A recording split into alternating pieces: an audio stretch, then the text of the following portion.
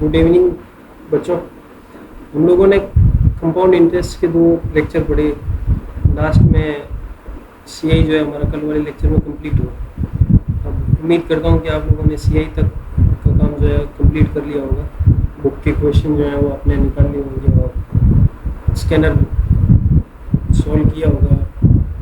आज सीआई से थोड़ा आगे चलते हैं हम लोग। सीआई से आगे इसका इस चैप्टर का 3rd पार्ट शुरू होता है। 3rd पार्ट है annuity.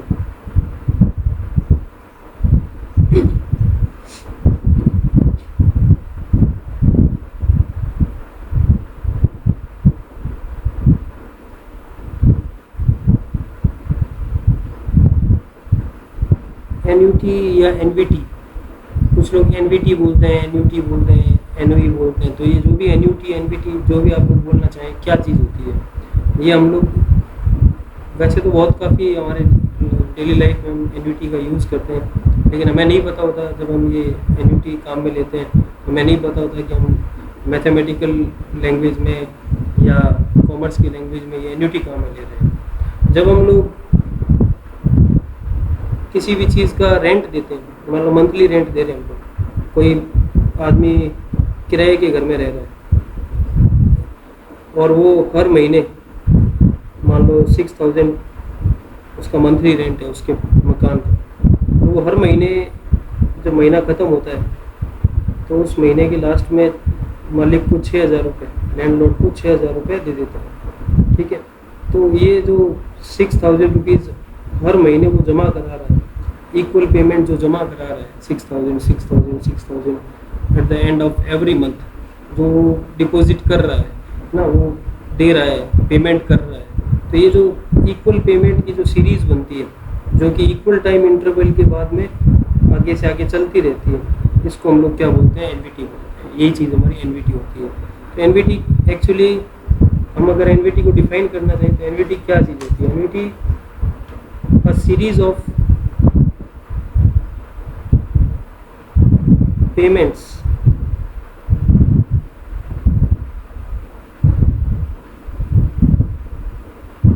equal in size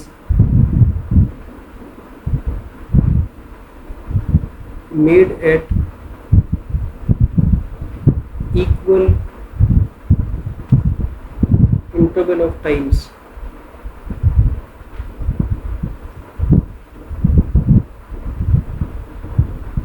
is called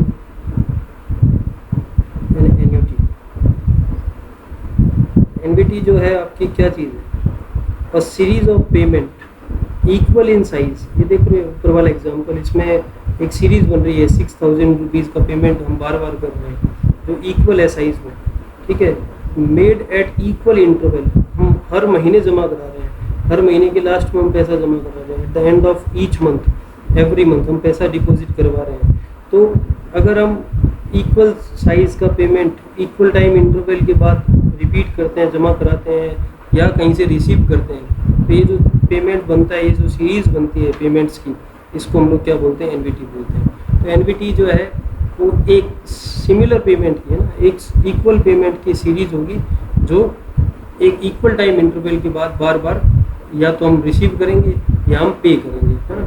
तो एनवीटी इस चीज़ को हम बोलते हैं। जैसे किसी बंदे ने मोटरसाइकिल जो है वो ली है, लोन पे ली है, और उसका हर महीने का जो या हर साल का किस्त, कैसे भी आप जैसा स्कीम उसने लिया है, मान लो हर महीने का किस्त उसका 10,000 रुपये पड़ रहा है, तो उसका पहला महीना जब एंड होगा, एंड ऑफ फर्स्ट मंथ, वो कितना रुपए जमा करेगा, 10,000 कंपनी को। दूसरा मंथ भी वो कितना रुपए जमा कराएगा, 10,000। ऐसा नहीं है कि वो अपने हिसाब से कि मेरे को दूसरे महीने 20,000 करा देता हूँ, तीसरे महीने 8,000 करा देता हूँ, ऐसे नहीं। अपने हिसाब से वो नहीं करवा कि कंपनी के हिसाब से हर महीने उसको कितने रुपए का किस्त जमा कराना पड़ेगा, 10,000 रुपये का किस्त जमा कराना पड़ेगा, इंस्टॉलमेंट जमा कराना पड़ेगा। तो हर महीने के एंड में अगर वो 10,000 रुपीज़ डिपॉजिट करवाता है, जमा करवाता है या लोन चुका रहा है, तो ये जो सीरीज़ का पेमेंट बनता है, पेमेंट का सीरीज़ जो बनता है, इसको हम लोग क्या बोलते हैं, एनवीटी बोलते हैं। तो यहाँ एनवीटी 10,000 की बन रही है। ठीक है, इससे पहले वाले एग्जाम्पल में एनवीटी कितने की बनी, 6,000 की है। इसके अलावा आप अपनी स्कूल फीस को देख सकते हैं कि जैसे हम क्वार्टरली फीस जमा करवा रहे हैं, तो हर क्वार्टर में हमारी स्कूल की फ़ीस मान लो 20,000 रुपीज़ रहती है। तो पहले क्वार्टर में हमने 20,000 जमा कराया at the end of first quarter, ठीक है। सेकेंड क्वार्टर के एंड में हमने 20,000 जमा कराया, थर्ड क्वार्टर में भी हमने 20,000 जमा कराया और फोर्थ क्वार्टर में भी हमने 20,000 जमा कराया। इक्वल पेमेंट हमने जमा कराया है, अलग अलग जो ये टाइम इंटरवल है वो सेम है, 3-3 महीने में हम जमा करा रहे हैं, क्वार्टर्स में जमा करा रहे हैं और at the end of quarters जमा करा रहे हैं। तो ये चीज़ फिर एन्युटी बन रही है ना। तो ये एनवीटी का मतलब समझ में आ गया होगा आप लोगों को। एनवीटी एक इक्वल पेमेंट का सीरीज है जो एक रेगुलर टाइम इंटरवल के बाद रिपीट होता रहेगा, ठीक है। अब ये चीज़ या तो हम पे कर सकते हैं या हम क्या कर सकते हैं, रिसीव कर सकते हैं। तो ये दोनों चीज़ों के लिए लागू होती है, पे के लिए भी होगी और रिसीव के लिए भी होगी। अगर हम पेड करते हैं, पे करते हैं, चुका रहे हैं, तो जैसे मैं स्कूल में पैसे दे रहा हूँ तो 20,000 मेरे पेड हो गए और स्कूल वाले रिसीव कर रहे हैं तो उनके लिए रिसीट हो गया ना 20,000। तो इसको हम लोग एनवीटी बोलते हैं। तो एनवीटी जो है वो हर बार होगा। देखो जब हम सीआई का क्वेश्चन पढ़ते हैं और एनवीटी का क्वेश्चन पढ़ते हैं तो क्वेश्चन पढ़ने में हमें ज़्यादा फर्क लगेगा ही नहीं। आप क्वेश्चन में एनवीटी की पहचान कैसे करोगे कि ये क्वेश्चन जो है वो एनवीटी का है। तो इसकी पहचान करने के लिए देखो कैसे किया जाएगा। जैसे मान लो mister X invest rupees 20,000 in a bank for 3 years at 10% per annum CI. Find future value of his deposit. एक क्वेश्चन ये मिलता है हमें, ठीक है। एक क्वेश्चन ऐसा लिखा हुआ मिलता है, mister X invest rupees 20,000 every year at the end of that year at 10% per annum CI. Find for 3 years है, find future value of his deposit.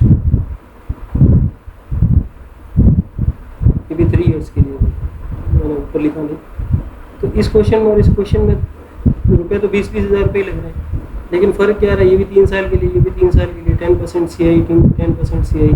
लेकिन ये क्या हो रहा है, ये डिपॉजिट एक ही बार हो रहा है 20,000 रुपये, ठीक है ना। यहाँ पे 20,000 रुपये एक ही बार डिपॉजिट हुआ है।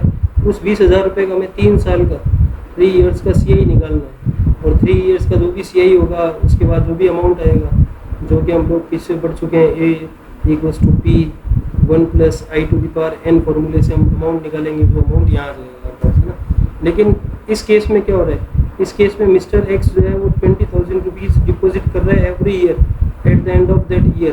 तो 20-20 हज़ार रुपये वो तीनों साल लगा रहा है। तो एक्चुअली यहाँ पर तो सिंगल कैश फ्लो हुआ है, उसने 20,000 रुपये ही लगाए हैं और यहाँ वो 20-20 हज़ार रुपये 3 बार लगा रहे हैं ना, बार लगा रहा है, हर साल लगा रहा है। और यहाँ एक सीरीज़ बन रही है और जब सीरीज़ बनती है तो वो एन्युटी बनती है। तो every year, each year, every month, ये सब लिखे हुए आएंगे तो क्वेश्चन जो है वो आपका एनवीटी का होगा। तो एनवीटी जो होगी वो हर बार डिपॉजिट होगी, एवरी ईयर, एवरी मंथ, ये कीवर्ड्स होते हैं। एवरी ईयर, मंथ, क्वार्टर ना, ये ज़्यादातर हमारे एवरी ईयर ही आता है या एवरी मंथ थोड़ा बहुत आ सकता है। तो अगर ये ईयर, क्वार्टर, मंथ ये सब आते हैं और एवरी वर्ड लगा होता है, बार डिपॉजिट हो रहा है, तब हम क्वेश्चन को एनवीटी की सीरीज में ले जाएंगे। यहाँ इस दूसरे वाले एग्जांपल में जब एनवीटी बनती है तो देखो उसने 20,000 रुपये पहले जमा कराए, फिर 20,000 रुपये जमा कराए और फिर 20,000 रुपये जमा कराए, 3 बार डिपॉजिट हुआ है उसका। तो अभी इस 20,000 पे उसको इंटरेस्ट मिलेगा यही, लेकिन वो 2 साल के लिए मिलेगा। इस 20,000 पे इंटरेस्ट मिलेगा या फ्यूचर में, हमारे ये फ्यूचर है, ठीक है। और इस 20,000 पे कोई इंटरेस्ट नहीं मिलेगा क्योंकि ये लास्ट में जमा हो रहा है। तो अब इनका, इसका फ्यूचर वैल्यू, इसका फ्यूचर वैल्यू और इसका फ्यूचर वैल्यू, इन तीनों का जो सम करेंगे तब उस बंदे की, उस एनवीटी की क्या आ जाएगी, फ्यूचर वैल्यू आ जाएगी। तो ये हम आगे पढ़ेंगे फ्यूचर वैल्यू क्या होती है, लेकिन एनवीटी क्या होती है इसको आप समझ जाएंगे। तो एनवीटी के लिए ज़रूरी है 2 चीज़ें, एक तो ये पेमेंट जो है, ये जो रेगुलर पेमेंट हो रहा है वो इक्वल इन साइज होना चाहिए, ठीक है। और दूसरी चीज़, ये जो टाइम इंटरवल है, ठीक है, वो भी क्या होना चाहिए, इक्वल होना चाहिए। टाइम इंटरवल भी क्या होना चाहिए, इक्वल होना चाहिए। ठीक है, अगर क्वार्टरली जमा हो रहा है तो हर बार क्वार्टरली जमा होगा, और एंड में जमा हो रहा है तो एंड में जमा होगा। अगर पहली किस्त एंड में जमा हुई है, अगला इंस्टॉलमेंट स्टार्टिंग ऑफ ईयर हो रहा है, तो वो एनवीटी नहीं होगी ना। एनवीटी के लिए ज़रूरी है कि टाइम इंटरवल भी क्या हो, सेम हो। ठीक है, तो इसको आप लोग देख लें, दो चीज़ें सेम होनी चाहिए, तो पेमेंट सेम होना चाहिए, एक टाइम इंटरवल का होना चाहिए, इक्वल होना चाहिए। ठीक है, आगे चलते हैं, अब टाइप्स ऑफ एन्युटी पे आते हैं।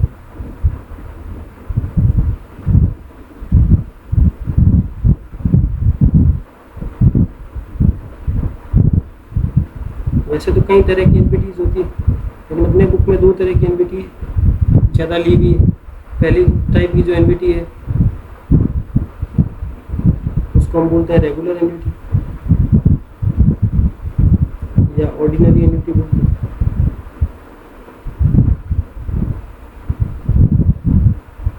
ठीक है, दूसरा टाइप जो होता है एन्यूटी ड्यू या इमीडिएट एन्यूटी भी बोलते हैं इसको, इमीडिएट एन्यूटी। तो रेगुलर एन्यूटी और एन्यूटी ड्यू या इमीडिएट एन्यूटी, इनमें क्या फ़र्क होता है? रेगुलर एन्यूटी, अगर वो जो रेगुलर पेमेंट हम कर रहे हैं वो पेड या receipt at the end of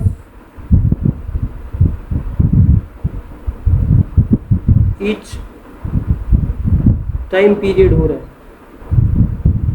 अगर वो जो पीरियडिक पेमेंट हम कर रहे हैं वो एंड ऑफ ईयर हो रहा है, एंड ऑफ मंथ हो रहा है, end of year, end of month, end of quarter, अगर लास्ट में साल के लास्ट में पेमेंट हो रहा है, महीने के लास्ट में पेमेंट हो रहा है, एंड वर्ड आ रहा है ना, end of year, end of month, तो हम इस एन्यूटी को बोलते हैं रेगुलर एन्यूटी।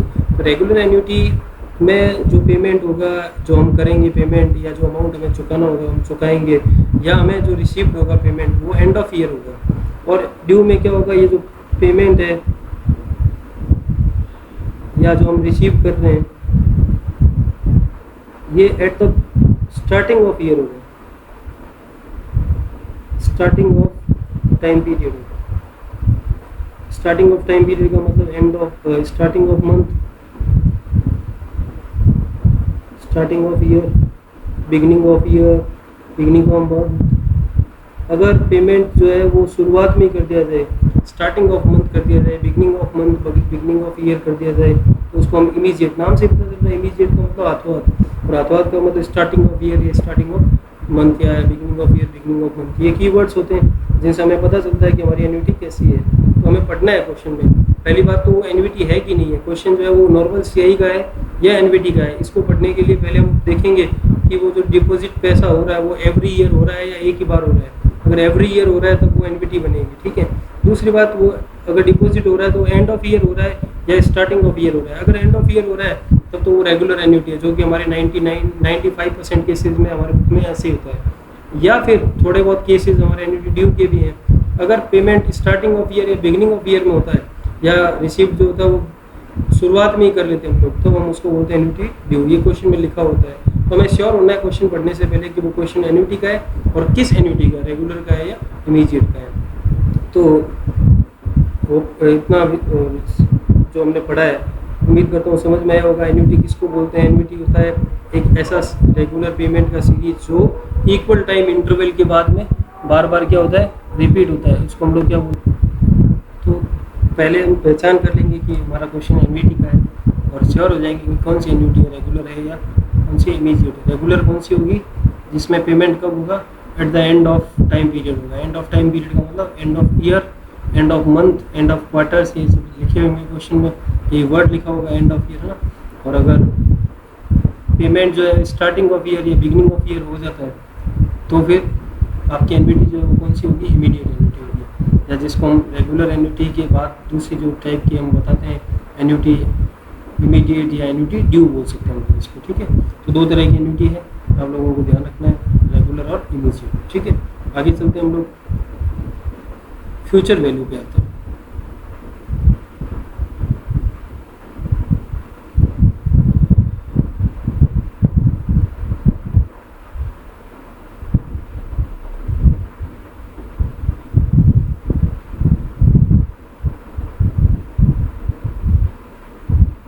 Future value. क्या चीज़ होती है फ्यूचर वैल्यू? शॉर्ट में FV बोल दो। क्या चीज़ होती है फ्यूचर वैल्यू? मेरे पास मान लो अभी 1,00,000 रुपए हैं 2020 में, ठीक है। इस 1,00,000 रुपए की आने वाले फ्यूचर में या 5 साल बाद 2025 में इस 1,00,000 रुपए की वैल्यू क्या हो जाएगी? इस 1,00,000 रुपए की कीमत क्या हो जाएगी, है ना? 1,00,000 रुपए कितना रह जाएगा? 1,00,000 का वैल्यू क्या होगा? मान लो मैं इसको इन्वेस्टमेंट पे कहीं डाल देता हूँ तो मुझे इंटरेस्ट मिलेगा। मैं इंटरेस्ट अर्न करने के बाद में देखूंगा कि मेरा 1,00,000 रुपये 5 साल में कितना हो गया। उसको मैं क्या बोलूँगा, मेरी इस रुपए की कौन सी वैल्यू? Future value. तो आज के जितने भी हमारे पास, जितना भी समय है हमारे पास, जितने भी रुपए हमारे पास है, उनके आने वाले दिनों में, है ना, नियर फ्यूचर में या फार फ्यूचर में उसकी क्या वैल्यू हो जाएगी? इंटरेस्ट लग के, कंपाउंड होके, वो वैल्यू जो बनती है उस वैल्यू को हम लोग क्या बोलते हैं? फ्यूचर वैल्यू बोलते हैं।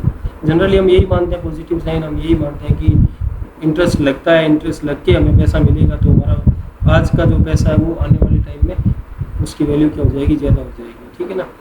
तो ये आपके अमाउंट की फ्यूचर वैल्यू कहलाती है। तो फ्यूचर वैल्यू निकालने के लिए हम लोग करते क्या है?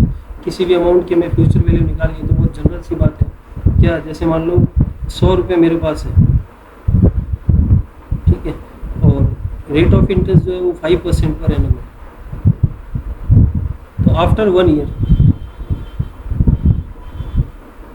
इस पैसे के जो 100 रुपये है मेरे, ये कितने बन जाएंगे? 5% इंटरेस्ट अगर मैं इस पर लगाऊँ तो 105 रुपये बन जाएंगे, 105 रुपीज़ बन जाएंगे। तो मेरा ये जो 100 रुपीज़ था वो कितना बन गया? 105 बन गया। यानी मैं कह सकता हूँ कि 100 रुपये की फ्यूचर वैल्यू कितना रुपये है? 105 रुपये है। और उस 105 रुपीज़ की आज की वैल्यू कितने रुपये है? 100 रुपीज़ है। तो ये तो प्रेजेंट वैल्यू होगी 105 की 100 रुपीज़ है। और अगर हम 100 की आगे की वैल्यू देखें तो 105 है, ये इसकी फ्यूचर वैल्यू कहलाएगी। तो फ्यूचर वैल्यू का मतलब एक निश्चित टाइम, जो भी एक सर्टेन टाइम हमें दिया होगा उसके बाद उस पैसे की टोटल वैल्यू क्या होती है उसको हम बोलते हैं फ्यूचर वैल्यू। तो ये कैलकुलेट करने के लिए हमने अभी CI में पढ़ा है। जैसे मान लो मुझे एक क्वेश्चन मिल गया कि find future value of ₹50,000 at 10% per annum for 3 years CI, ठीक है। या if 50,000 rupees is invested in a bank for 3 years at 10% per annum CI, find future value. इसकी फ्यूचर वैल्यू निकालनी है। किसी बंदे ने 50,000 रुपये बैंक में रखे, कितने साल के लिए रखे? 3 साल के लिए, और किस इंटरेस्ट रेट पे? 10% की रेट पे रखे और CI पे रखे। तो बताओ उसके जो ये इन्वेस्टमेंट उसका है उसकी फ्यूचर वैल्यू कितनी हो जाएगी? तो यहाँ इस क्वेश्चन में हमें एक कोई संकेत नहीं मिल रहा है, कोई इंडिकेशन नहीं है कि ये एनविटी है। इसने 50,000 रुपये जमा करवाए हैं, हर साल नहीं जमा करवा रहा बंदा, एक ही बार जमा कराएं, सिंगल टाइम इसका डिपॉजिट हुआ है। और जब सिंगल टाइम डिपॉजिट होता है तो हम उसको सिंगल कैश फ्लो बोलते हैं।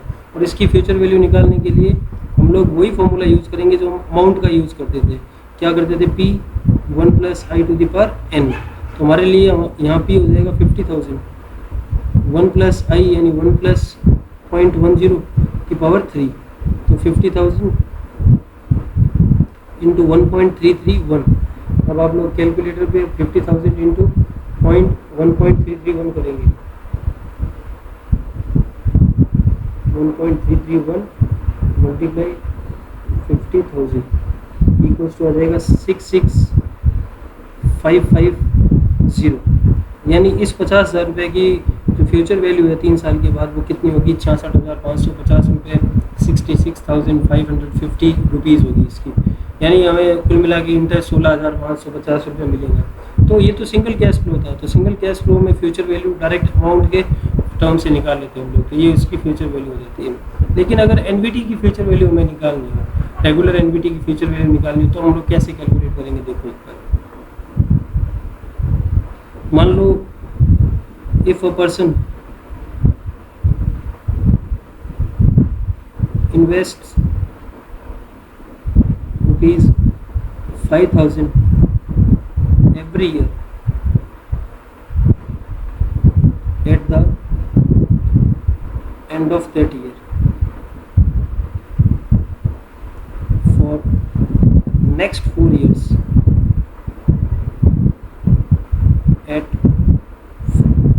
5% per annum CI. Find future value of his investment. तो अब ये क्या क्वेश्चन है? अब ये क्वेश्चन कह रहा है कि if a person invest 5000 every year word आ रहा है ना, एवरी ईयर यानी हर बार जमा करा रहा है। At the end of that year, and में अगर डिपॉजिट होता है तो उसको हम बोलते हैं रेगुलर एन्युटी। तो ये 5000 रुपये हर साल जमा करा रहा है, इसका मतलब एन्युटी है। और एंड ऑफ ईयर जमा करा रहा है, इसका मतलब ये कौन सी एन्युटी है? रेगुलर एन्युटी है, ठीक है। तो रेगुलर एन्युटी में वो 5000 रुपये जमा करवा रहा है और हर साल लास्ट में जमा करवा रहा है। तो ये पूछ रहा है कि अगर रेट 5% और 4 साल के लिए उसका इन्वेस्टमेंट रहा हो तो उसकी फ्यूचर वैल्यू क्या होगी? ये 5-5 हज़ार रुपये जो जमा करा रहा है उसको कुल कितने रुपए मिलेंगे? तो एक बार मैं एक लाइन बनाता हूँ, आप इस लाइन से समझें। ये मान लेते हैं एक बार 0 ईयर है, स्टार्ट हुआ यहाँ से हमारा साल, ये एंड ऑफ फर्स्ट ईयर है, ये एंड ऑफ सेकंड ईयर, ये मान लेते हैं एंड ऑफ थर्ड ईयर, और ये एंड ऑफ फोर्थ ईयर।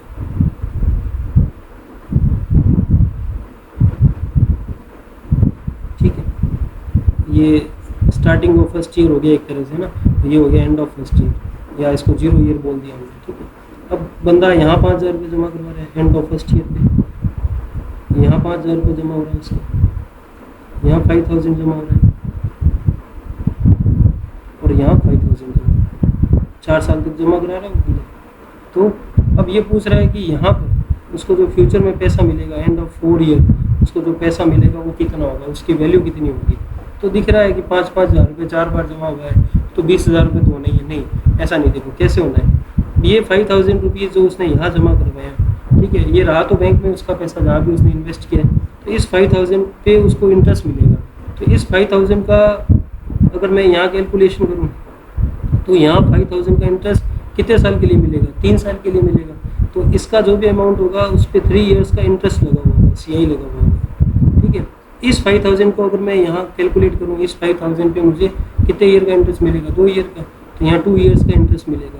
इस 5000 को अगर मैं यहाँ ले जाऊँ तो मुझे 1 साल का इंटरेस्ट मिलेगा, और इस 5000 पे मुझे कोई इंटरेस्ट नहीं मिलेगा क्योंकि मैंने चौथे साल के लास्ट में जमा करे हैं और उसी समय मुझे उसका कौन सा वैल्यू निकालना है? फ्यूचर वैल्यू निकालना है। तो इसको ब्याज कमाने का मौका मिला ही नहीं, यानी ये 5000 रुपये ही रहेंगे। इस 5000 रुपये ने 3 साल ब्याज कमाए, इस 5000 रुपये ने 2 साल ब्याज कमाए, इस 5000 रुपये ने 1 साल ब्याज कमाया, और इस 5000 रुपये को ब्याज कमाने का मौका मिला नहीं, यानी इसको 5000 ही।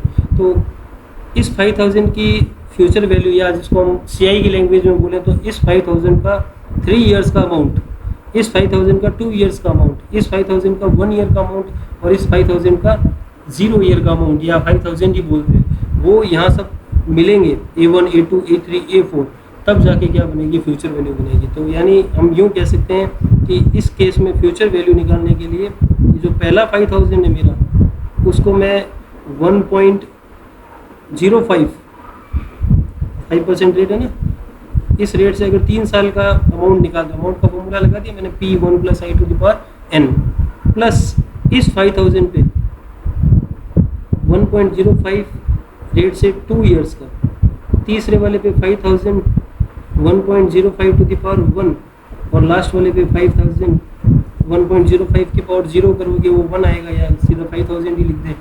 इन चारों का जो सम होगा वो किसके इक्वल होगा? फ्यूचर वैल्यू के इक्वल होगा। तो NVT की फ्यूचर वैल्यू जो होती है वो कई अमाउंट्स का सम होती है, फ्यूचर वैल्यू ऑफ NVT।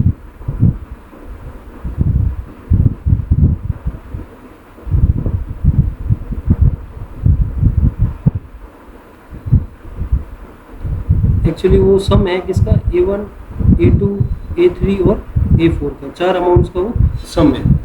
मान लो क्वेश्चन 20 साल के लिए आ गया, 20 साल के बाद हमें फ्यूचर वैल्यू निकालना है, 15 साल के बाद फ्यूचर वैल्यू निकालना है। तो इस तरीके से तो अगर हम 15 साल का 20 साल का अगर हम इंटरेस्ट निकालेंगे, बार बार अमाउंट निकालेंगे, A1 A2 A3 A4, इन सबको 20 टाइम्स हम अगर जोड़ेंगे A20 तक निकाल के, तो 50 साल का भी पूछ सकता है क्वेश्चन पूछने वाला। तो फिर ऐसे क्वेश्चन में ये तरीका जो है वो लॉजिकल नहीं रहेगा। ये तो एक कंसेप्ट है कि ये आया कहाँ से। फ्यूचर वैल्यू जो होता है actually sum of all amounts होता है ना, जितनी भी अमाउंट्स है, जितना भी हमारा इन्वेस्टमेंट है, हर एनवीटी के अमाउंट का जो भी सम बनता है उस सम को हम लोग क्या बोलते हैं, फ्यूचर वैल्यू बोलते हैं। तो फ्यूचर वैल्यू के लिए मैं ऐसा लिख सकता हूँ,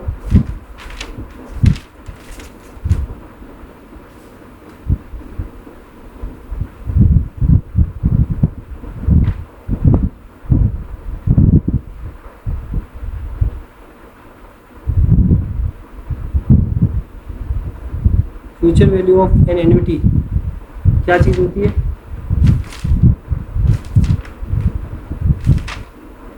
the amount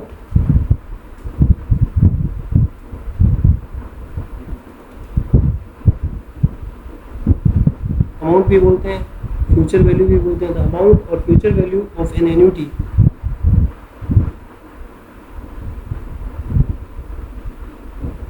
is the value at the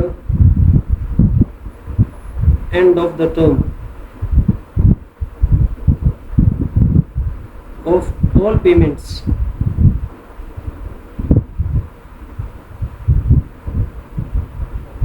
या sum of the compound amounts of all payments। Compound amounts of all payments का जो सम होता है उसको हम फ्यूचर वैल्यू बोलते हैं। यानी इन शॉर्ट हम बोल सकते हैं future value is sum of A1 plus A2 plus A3 and so on, ऐसे चलता रहेगा। ठीक है, तो ये फ्यूचर वैल्यू होती है। लेकिन सर हम फ्यूचर वैल्यू इस तरीके से नहीं निकालेंगे, तो हम कैसे निकालेंगे? फ्यूचर वैल्यू निकालने के लिए हम future value of regular annuity, जो पहला टाइप का एन्युटी है, जो ज़्यादा आपके क्वेश्चन है, 90% क्वेश्चन आपके future value of regular annuity के ही है। रेगुलर एन्युटी की अगर हमें फ्यूचर वैल्यू निकालनी है, FV बोल दूँ मैं इसको, इसका फॉर्मूला होता है A/I in the bracket 1 plus I to the power n minus 1। फ्यूचर वैल्यू निकालने के लिए या तो A1 A2 A3 A4 सब का सम करें, और या फिर फ्यूचर वैल्यू के लिए डायरेक्ट फॉर्मूला यूज़ किया जा सकता है, small a upon I 1 plus I to the power n minus 1। Small a यहाँ पर NVT बताता है कि NVT क्या है। मान लो 5-5 हज़ार रुपये हम बार बार जमा करा रहे हैं, तो a हमारा 5 हज़ार रुपये हो जाएगा। अगर किसी बंदे ने 10 हज़ार रुपये हर साल जमा कराए हैं, तो NVT 10 हज़ार की हो जाएगी।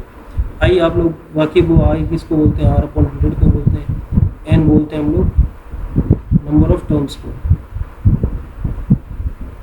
कितने ईयर्स के लिए कितनी एन्युटी जमा करवाई है वो n हो जाएगी। और फ्यूचर वैल्यू हमने FV लिखाई है, तो अभी जो ऊपर क्वेश्चन किया उसके हम एक बार फ्यूचर वैल्यू निकालते हैं।